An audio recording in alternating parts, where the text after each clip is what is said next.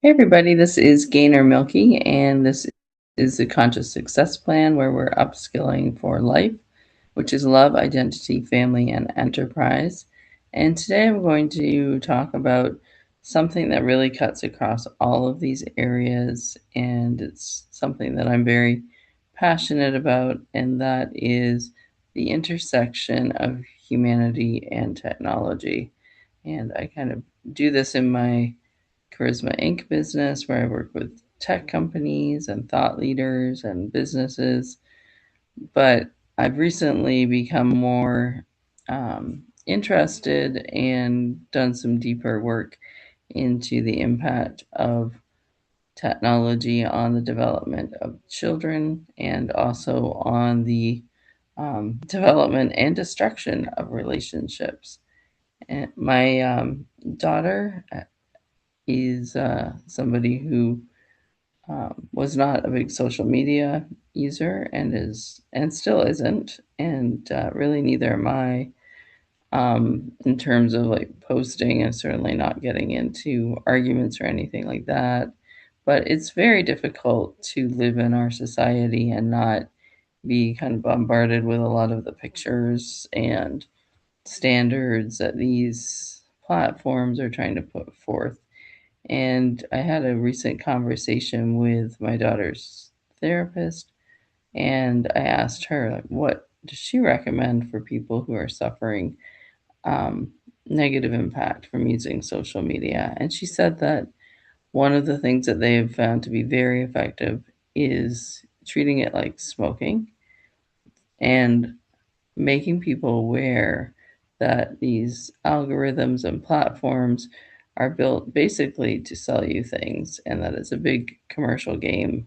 And that tends to help people see it as more harmful than helpful. And although I knew this, intellectually, I was almost relieved to hear her say that as a medical professional, because I sure hope that this message is getting through to parents who are allowing kids to be on all kinds of devices, and also um, children who are old enough and adults who are old enough to understand this, that it's really not a healthy place to be, and that in many ways social media is being used just to make money. Now, there's exceptions, obviously, but I think that's where a lot of self trust has to come in, that you can say, like, this is not real, a lot of this is fake. Um, but I also feel like businesses have a responsibility, and I think device manufacturers do as well, for phones, making it easier not to have social media and not to have the negative impact of phones and the addictive nature of scrolling and kind of that short term hit.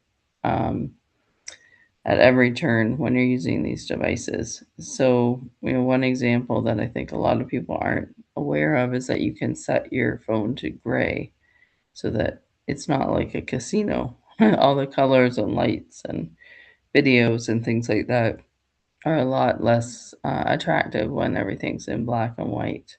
And that's really where I'm going to be going in my research as I start my doctorate in business administration with a focus in AI and machine learning, is how can we utilize these tools for good and have a social conscience, as well as leveraging them in good ways, as an economic engine too.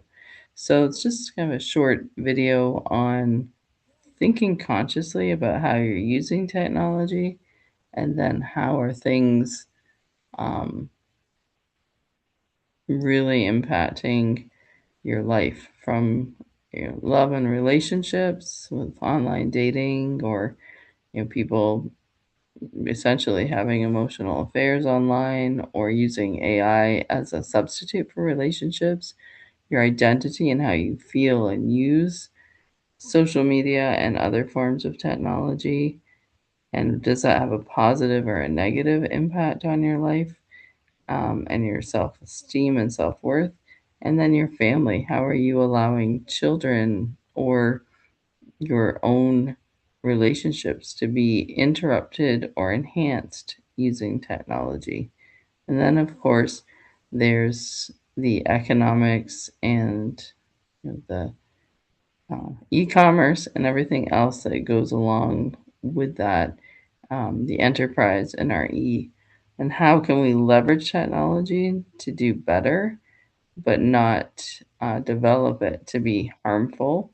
And that can be the culture of our business or actually developing apps and things like that. So I think that there's definitely a place for all technology, just about, but we need to be intentional. So if you go to the planctraining.com website, you'll see that we have a family intentional technology plan. It can be used on an individual level or with kids and of any age and your significant other to start thinking about technology in an intentional way as opposed to just being mindless about it, and also creating some grassroots